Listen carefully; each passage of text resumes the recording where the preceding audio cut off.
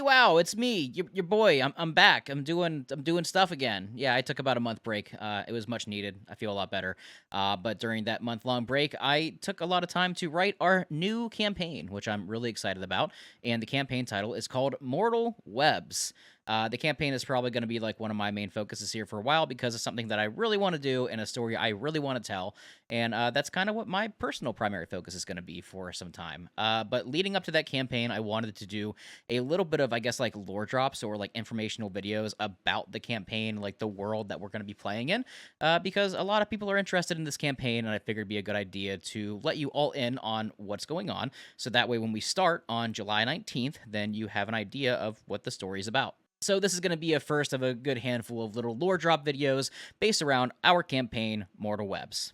So today I'm just going over a little bit of a plot overview. The campaign is going to be in a new realm that I've created called Melrius.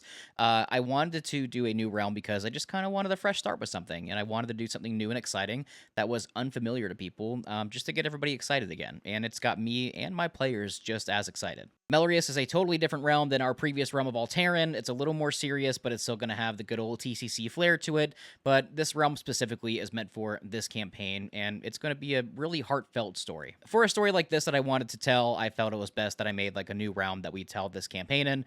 And yeah, so here's a little bit of a plot overview for what you're going to see on the 19th. For hundreds of years, the world of Melrius had been at war over the control of four beasts known as the Four Colossi.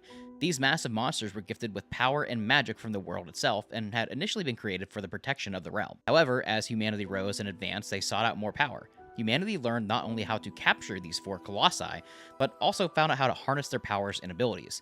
Rather than use them for nobility, they were instead used for war against other nations in the world. Many nations took part in this war in hopes to control not just one, but all four colossi.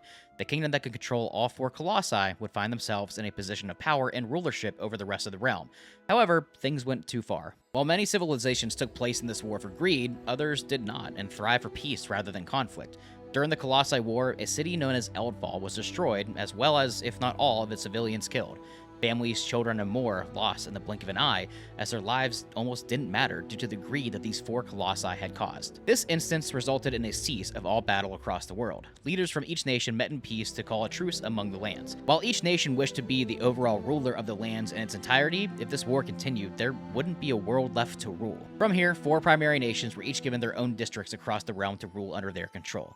The kingdoms of New Lefana, Ormur, Iso Tomar, and Cavernox claiming their own lands and agreeing not to cross borders for any reason, aside from peace meetings and organized trade and things like that. Each of these kingdoms was also in control of their own colossi, in which they all agreed to seal away within their kingdoms so they could not be used for war and chaos ever again. With the four colossi sealed away, the world has finally been at peace, while also rebuilding from the aftermath of the war.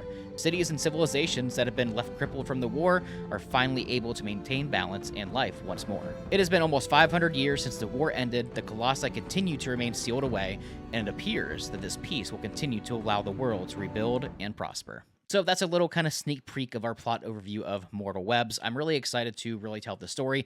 We're not playing D&D, we're actually playing a system called Quest. You might have heard us talk about that on stream here and there, and I'm probably going to do another video kind of going over Quest and how that system works, so that way when you watch or listen, you kind of know what's going on when we make certain roles or rulings. This is very much going to be a story-driven campaign, and we've put a lot of work into the characters in the world that you're going to be seeing. Over the next few days, you'll probably see a few more videos breaking down more history, lore, characters, and etc. that are going to be in the campaign, just so you can have a good starting point for when you start watching. Mortal Webs is going to be streamed live here on YouTube every Wednesday at 9:30 p.m. EST, with our first episode starting July 19th. Thanks everybody so much for being patient as I kind of come back from this break that I took and slowly start getting back in the groove of things.